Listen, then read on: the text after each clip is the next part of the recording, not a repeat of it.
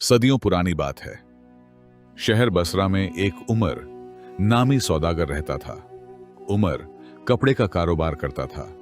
वो दिन भर अपनी कपड़े की दुकान पर काम करता और जो थोड़े बहुत पैसे बनते उनसे अपने घर का गुजर बसर चलाता। भले ही उम्र कम कमाता था, लेकिन हलाल के लुक्मे की वजह से उसका दिल बहुत पुरसुकून था। मामूल के मुताबिक एक दिन उमर ने अपनी दुकान खोली तो उसका एक पुराना दोस्त उससे मिलने आ गया और उससे हाल अहवाल और कारोबार के बारे में पूछने लगा। उमर जवाब में कहने लगा, अल्लाह का बहुत ज्यादा शुक्र है। फिर मुस्कुराकर पूछने लगा, तुम बताओ कैसे आना हुआ। उमर के दोस्त ने एक थैली निकालकर उसके हाथ में पकड़ा दी और कहने लगा, मेरे दोस्त, मैं कारोबारी सिलसिले में एक जरूरी सफर पर जा रहा हूं। इस थैली में 1000 दिनार हैं। तुम मेरी वापसी तक यह थैली अमानत के तौर पर अपने पास रख लो। मुझे उम्मीद है कि तुम इसकी हिफाजत करोगे। उमर उससे कहने लगा, तुम बेफिक्र होकर अपने सफर पर जाओ। मैं तुम्हारी वापसी तक अपनी जान की तरह इस थैली की हिफाजत करूंगा। दोस्त ने थैली उमर के हवाले कर दी और खुदा हाफिज कहकर अपने रास्ते पर चल दिया। दोस्त के जाने के बाद उमर अपने काम में मशगूल हो गया। कुछ देर के बाद 2 नौजवान उसकी दुकान पर आए। उन नौजवानों ने इंतहाई कीमती और उम्दा लिबास पहन रखे थे और उनके चेहरों से गुरूर के आसार नुमाया थे और उससे फरमाइश करने लगे कि कोई इंतहाई कीमती और उम्दा कपड़ा दिखाओ। उमर ने अपनी दुकान से रेशमी कपड़ा निकाला और उनके सामने फैला दिया। यह कपड़ा उन नौजवानों को पसंद आ गया। उनमें से एक नौजवान ने कहा, शायद तुम्हें मालूम नहीं कि यह कपड़ा तुम्हारी सोच से भी ज्यादा कीमती है। तुम यह कपड़ा कहां से लाए हो? हम सुबह से बाजार में घूम रहे हैं, लेकिन हमें कहीं भी इस तरह का कपड़ा दिखाई नहीं दिया। उमर ने जवाब दिया, यह कपड़ा मेरे पुराने जखीरे में मौजूद था। मेरे पास जो ग्राहक आते हैं वो इसकी इतनी ज्यादा कीमत अदा नहीं कर सकते, इसलिए यह कपड़ा अभी तक फरोख्त नहीं हुआ। उन नौजवानों ने वो कपड़ा उठाया और पैसे दिए बगैर चल पड़े। उमर यह देखकर हैरान हो गया और फिर उनके पीछे चल दिया। उन्हें पुकार कर कहने लगा, मुझे कपड़े की कीमत तो देते जाओ। दोनों में से एक नौजवान ने रुख फेर कर उमर से कहा, तुम कल खलीफा के दरबार में आ जाना। हम खलीफा के मुशीर हैं। वहां आकर हमसे कपड़े की कीमत वसूल कर लेना। उमर यह बातें सुनकर सोच में पड़ गया, क्योंकि वो जानता था कि वो इन नौजवानों से कपड़े की कीमत वसूल नहीं कर पाएगा। खैर, वो अपनी दुकान छोड़कर उन दोनों के पीछे नहीं जा सकता था, इसलिए वो अपनी दुकान पर वापस आ गया। उसने कुछ वक्त अपनी दुकान पर गुजारा और शाम के वक्त दोस्त की थैली घर में ले जाकर एक खुफिया जगह पर छुपा दी। अगले दिन वो घोड़े पर सवार होकर खलीफा के दरबार में चल दिया ताकि वो अपने कपड़े की कीमत वसूल कर सके। लेकिन उमर असल हकीकत से बेखबर था। वो खुशफहमी में था कि वो आसानी से कपड़े की कीमत वसूल कर लेगा। कुछ देर के बाद जब वह खलीफा के दरबार पर पहुंचा तो दाखिली दरवाजे पर पहरेदार खड़े थे। उसने पहरेदारों को जाकर उन नौजवानों की निशानी बताई जो उससे कपड़ा जबरदस्ती लेकर आए थे। पहरेदारों ने जब उमर की बात सुनी तो कहने लगे, भाई, तुम कल आकर अपने पैसे वसूल कर लेना। उमर तो इस सोच में था कि शायद आज वो अपनी कीमत वसूल करके यहां से चला जाएगा, लेकिन यहां के हालात देखकर उसने सर शर्मिंदगी से झुका लिया और वापस अपनी दुकान पर चला गया। अगले दिन फिर वो खलीफा के दरबार में पहुंचा तो उसे एक नेक दिल पहरेदार एक कोने में ले गया और उससे कहने लगा, ऐ ताजिर, तुम कितने भोले हो। खलीफा के मशीरों ने हमें कहा है कि अगर कोई इस शक्ल का बंदा पैसे लेने के लिए आए तो कल का कहकर टाल देना, यहां तक कि वह चक्कर लगाकर थक जाए और तंग आकर वह खुद ही अपनी रकम को भूल जाएगा। इसलिए मुझे नहीं लगता कि तुम्हें तुम्हारी रकम मिलेगी। तुम्हें चाहिए कि तुम ज्यादा सरदर्दी मोल ना लो और यहां आकर अपना वक्त बर्बाद करने की बजाय अपनी दुकान पर तवज्जो दो। उमर ने पहरेदार से कहा, मैंने वो कपड़ा ना तो चुराया था, ना ही वह हराम की कमाई से था। मैं अपनी दुकान छोड़कर रोज रोज नहीं आ सकता। मैं अपना हक लेना चाहता हूं और यह मुशीर जैसे भी हैं, मुझे इनसे कोई गज नहीं। अगर इन्होंने मेरी रकम अदा ना की तो मैं सीधा खलीफा के पास चला जाऊंगा। जिस पर पहरेदार कहने लगा, मैंने तुम्हें हकीकत से आगाह कर दिया है, दाता है। अब आगे जो तुम्हारा दिल चाहे तुम करो। लेकिन फिर भी मैं तुमसे एक बात कह दूं कि अगर तुम अपनी सलामती चाहते हो तो रकम को भूल जाओ। उमर को कुछ समझ नहीं आ रही थी कि आखिर उसने किया क्या है। वो तो सिर्फ अपना हक लेने की कोशिश कर रहा था। उस दिन के बाद वो 2 दिन बाद फिर खलीफा के दरबार की तरफ गया, लेकिन उसे कोई फायदा ना हुआ और वो वापस लौट गया। लेकिन फिर भी उसे यही उम्मीद थी कि वो कभी ना कभी उन नौजवानों को तलाश कर लेगा और उनसे अपनी रकम भी ले लेगा। एक दिन उसने अपनी दुकान से छुट्टी की हुई थी।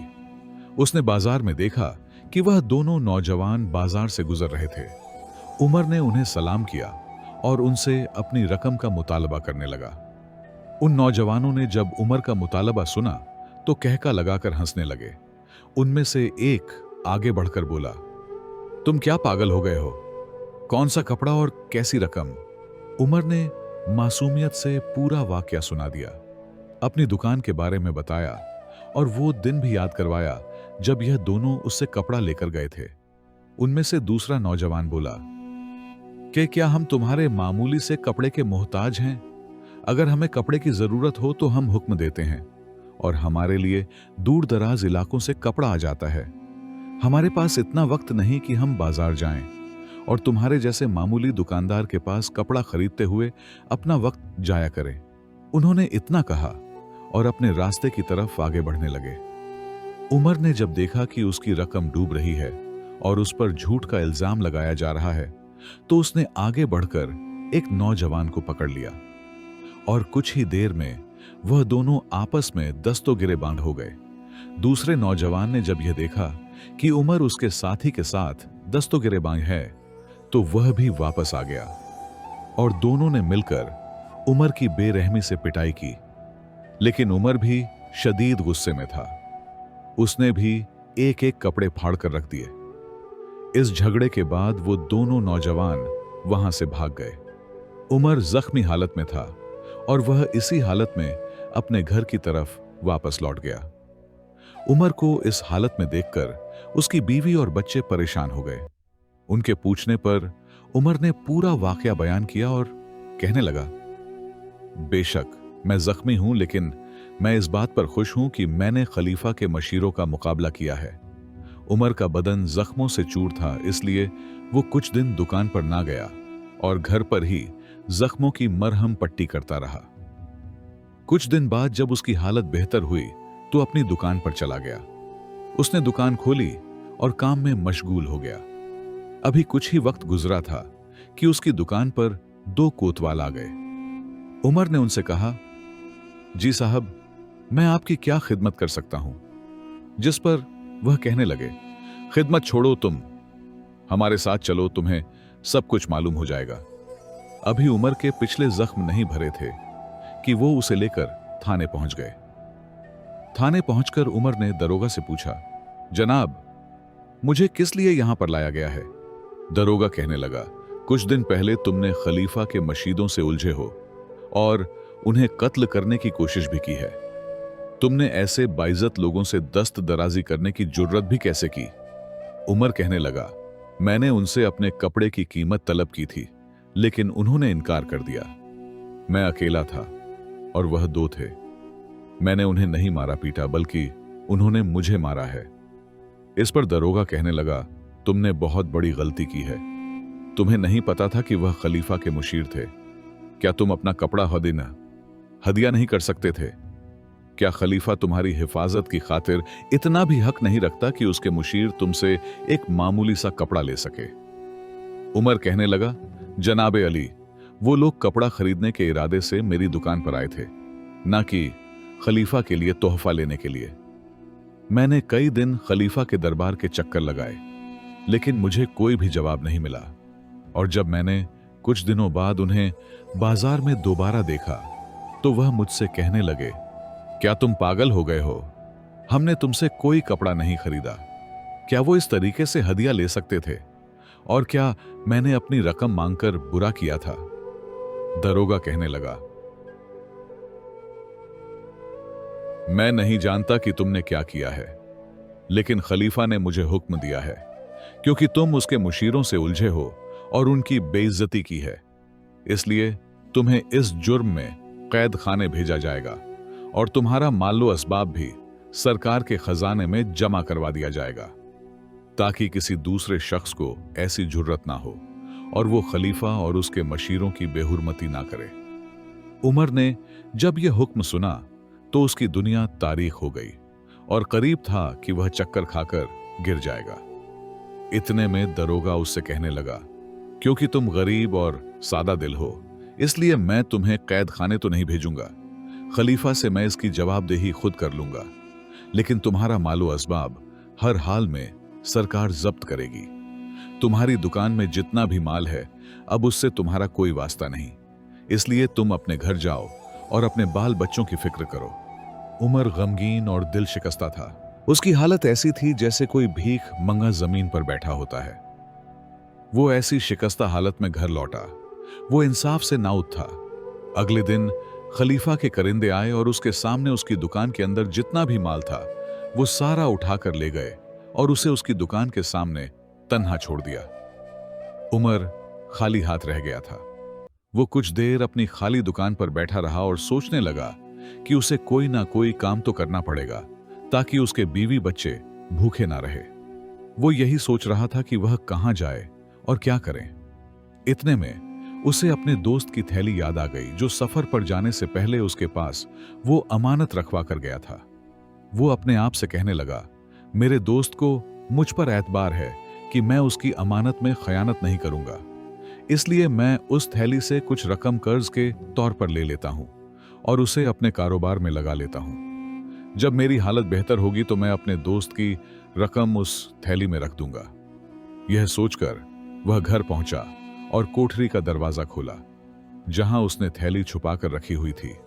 वो वहां से थैली निकाल कर ले आया और जैसे ही उसने उसे खोलना चाहा, अचानक बेईमानी का ख्याल उसके दिमाग में आ गया। क्यों ना इस अमानत से मैं कुछ रकम चुराकर अपना वक्त गुजार दूं, और जब वापस आकर मेरा दोस्त मुझसे पूछेगा तो मैं उसे कह दूंगा कि इसमें इतनी ही रकम मौजूद थी जितनी तुम मुझे देकर गए थे। मैंने तो इसे एक दफा भी खोलकर नहीं देखा, लेकिन जब उसने वो थैली खोलने की कोशिश की तो उसका दिल कांपने लगा। फिर वो ये सोचने लगा कि अगर मैं अपने दोस्त की अमानत में खयानत करूं और उसके साथ बेईमानी करूं, क्या ऐसा करने से मेरा कारोबार जल्द ठीक हो जाएगा? अगर मेरा कारोबार ठीक हो भी गया तो फिर भी वो चोरी के पैसों से शुरू हुआ है, जो कि सरासर हराम है, और उस पर जो मैं मुनाफा कमाऊंगा वो भी हराम तस्वर होगा। नहीं, मुझे ऐसा नहीं करना चाहिए। मुझे अपने बच्चों को हराम नहीं खिलाना चाहिए। इससे बेहतर है कि मुझे कोई दूसरा रास्ता इख्तियार करना चाहिए। अमानत में खयानत और बेईमानी करने से मेरी मुश्किल हल नहीं हो सकती। उमर ने वो थैली उसी जगह वापस रख दी और कुछ दोस्तों से कर्ज लेकर अपने कारोबार चलाने का सोचने लगा। फिर वो कुछ दोस्तों के पास गया और उनसे कर्ज लेकर कई किस्म का कपड़ा खरीदा और कई दिनों बाद अपनी बंद दुकान खोली और फिर से काम करने लगा। उमर को कुछ उम्मीद तो थी कि उसकी हालत बेहतर हो जाएगी, लेकिन इस बार किस्मत ने उसका साथ ना दिया। कारोबार ना चलने की वजह से उसे खदशा था कि वह अपने दोस्तों का कर्ज अदा नहीं कर सकेगा, क्योंकि उसके पास इतने ज्यादा ग्राहक नहीं आते थे और घर का खर्च भी उसी दुकान से चलाना था। उसे समझ नहीं आ रही थी कि वो क्या करे। उसके कुछ दोस्तों ने बेसब्री का इजहार किया और हर रोज उसकी दुकान के चक्कर लगाने और अपने पैसों का सख्ती से मुतालबा करने लगे। उमर शर्मिंदगी से अपना सर झुका लेता, मगर यह मामला ज्यादा देर तक ना चल सका। वह सोचने लगा कि अब वो कर्ज खाहों का सामना नहीं कर सकता और ना ही उसने मजीद मोहलत मांग सकता है। इसलिए उसने इरादा किया कि वह चंद दिन अपनी दुकान बंद रखेगा ताकि कर्ज खाओं के मुतालबे से कुछ रोज बच सके। फिर वो किसी रात चिराग की मद्दम सी रोशनी में दुकान से अपना सामान उठाकर ले जाएगा। उमर की शहर से बाहर एक नानबाई से जान पहचान थी, जो उसके बाप का दोस्त था। वो अपनी जिंदगी के हालात से तंग आकर उसकी तलाश में निकल पड़ा। कुछ वक्त तलाश करने के बाद जब वह नान भाई के पास पहुंचा और उसे अपनी जिंदगी का पूरा वाकया सुनाया, वो चक्कीबान उमर से कहने लगा कि बेटा, तुम फिक्र नहीं करो, तुम्हारा बाप मेरा बहुत अच्छा दोस्त था। तुम मेरे पास मजदूरी कर सकते हो, हब बौश हो। जब तक तुम्हारा दिल चाहे तुम मेरे पास यहां पर काम करो, मैं तुम्हें इसकी अच्छी मजदूरी दूंगा। उमर के पास इज्जत और हलाल का लुक्मा हासिल करने के लिए इसके अलावा और कोई चारा नहीं था, इसलिए वह कहने लगा, मैं इस काम के लिए तैयार हूं। अगरचे चंद दिन सख्त होंगे, लेकिन आहिस्ता आहिस्ता मैं इस काम का आदी हो जाऊंगा। उस दिन उमर ने एक नान भाई की दुकान पर सारा दिन मजदूरी की। इससे पहले वो ऐसा काम करने का आदी नहीं था, लेकिन इसके बावजूद वो खुश था कि वो बाजार के लोगों के सामने बेइज्जत होने से बच जाएगा। वो सारा दिन काम करता, लोगों को रोटियां फरोख्त करता और रात को थका हरा अपने बीवी बच्चों के पास लौटता। लेकिन इत्तेफाक से जब वह एक दिन मेहनत से काम कर रहा था तो उसे दुकान के सामने शिकवा शिकायत की आवाजें सुनाई दी। जब वह जल्दी से बाहर निकला तो बाहर उसके 2-3 दोस्त खड़े थे जो उससे अपने कर्ज का मुतालबा कर रहे थे। वो चाहते थे कि वो उसे शहर के काजी की अदालत में ले जाए। उमर ने उन्हें देखकर कहा, अल्लाह मेरी हालत को बेहतर जानता है, मैं तुम्हारे कर्ज की अदायगी के लिए ही यह काम कर रहा हूं। उनमें से एक कहने लगा, अब तुम हमसे बहस करना चाहते हो? तुम तो कर्ज लेकर गायब हो चुके हो और दुकान भी बंद कर रखी है। तुम क्या समझते हो कि तुम हमारे शिकंदे से गायब हो जाओगे? हम तुम्हें 2-3 दिन की मोहलत मजीद देते हैं। तुम हमारा कर्ज अदा करो, वरना जो कुछ भी हुआ बेहुआ उसके जिम्मेदार तुम खुद होगे। यह बात सुनकर उमर की हालत खराब हो गई, लेकिन फिर भी उसने हौसला रखा और मुसलसल नानबाई की दुकान पर काम करता रहा। लेकिन जब भी वह कर्जगाहों के कर्ज को सोचता तो इंतहाई अफसुदा और परेशान हो जाता। उसे मालूम था कि वो लोग दोबारा अपने कर्ज वसूल करने के लिए वहां लौट आएंगे और उसे लोगों के सामने जलील और रुस्वा करेंगे और गली कूचों में खजते हुए काजी के पास ले जाएंगे। उसने सारा दिन इसी परेशानी में काम किया और शाम के वक्त जब वो वापस घर लौटा तो बीवी ने अपने शौहर की बुरी हालत देखी तो वो उससे कहने लगी, क्या हम इससे भी ज्यादा मजबूर और तंग हो जाएंगे? इसलिए बेहतर है आज रात तुम वो थैली खोलो और अपनी जरूरत के मुताबिक वहां से रकम निकाल लो। तुम्हारे दोस्त के आने से हम पर आसमान नहीं टूटेगा। उमर पहले से ही परेशान था। वो अपनी बीवी से कहने लगा, नहीं, बिल्कुल नहीं, मैं उसकी अमानत में खयानत नहीं करूंगा। मैं सिर्फ अल्लाह से दुआ कर सकता हूं, वही मेरी मुश्किल को आसान करेगा। मैंने उसकी रजामंदी के लिए यह अमानत कबूल की है और अब मैं सोमनाथ अमानत में खयानत नहीं करूंगा। वो रात उमर ने कैसे गुजारी वो वही जानता था, या उसका खुदा। और जब सुबह हुई तो उसके लिए घर से निकलने की हिम्मत ना थी। उसके जहन में बार बार यही ख्याल आ रहा था कि अभी वह कर्ज का होंगे और निहायत सख्ती से उससे कर्ज का मुतालबा करेंगे। वो इन्हीं ख्यालों में गर्क था कि अचानक उसके दरवाजे पर दस्तक हुई। दस्तक की आवाज सुनकर वो चौंक उठा और उसके दिल में डर पैदा हो गया कि यकीनन उसके दरवाजे पर कोई कर्ज खां होगा। जब परेशानी की हालत में उसने दरवाजा खोला तो उसके सामने एक अजनबी आदमी खड़ा था जिसे उसने पहले कभी नहीं देखा था। उस अजनबी ने उमर को सलाम किया और कहने लगा, मुझे तुम्हारे दोस्त ने भेजा है। उसने मुझे कहा है कि वो जो अमानत आपके हवाले करके गया है उसे अब इसकी जरूरत नहीं है, बानी है। उसे कारोबार में इतना मुनाफा हुआ है कि उसने अपने बहुत सारे दोस्तों की मदद की है। उसके पास माल की फरावानी है, इसलिए यह थैली तुम अपने पास रख लो। तुम्हें जितनी भी रकम की जरूरत हो तुम खर्च करो। अगर उसमें से फिर भी कुछ बच जाए तो अल्लाह की राह में खर्च कर देना।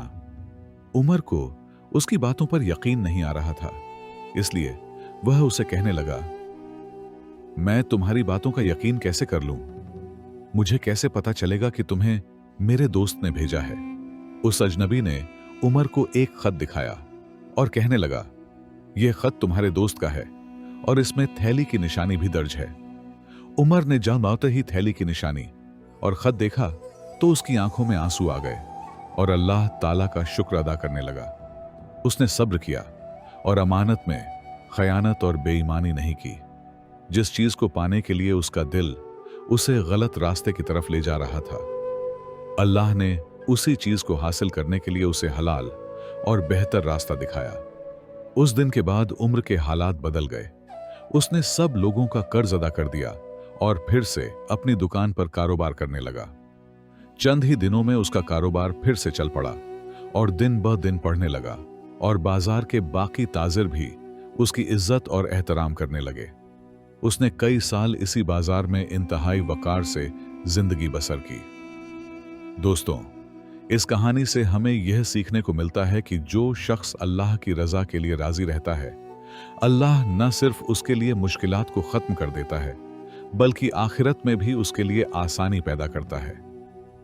हमें चाहिए कि हालात जैसे भी हो, हमें बेईमानी और खयानत से बचना चाहिए। ईमानदारी को थामे रखें और अपने नफ्स को काबू में रखें। चाहे थोड़ा खा लें, मगर हलाल खाएं। दोस्तों, उम्मीद करता हूं आपको आज की यह वीडियो बहुत पसंद आई होगी। पसंद आने की सूरत में इस वीडियो को लाइक करके अपने दोस्तों के साथ लाजमी शेयर कीजिएगा और कमेंट बॉक्स में अपनी राय भी जरूर दीजिएगा। मिलते हैं एक और नई वीडियो के साथ। तब तक के लिए अल्लाह हाफिज।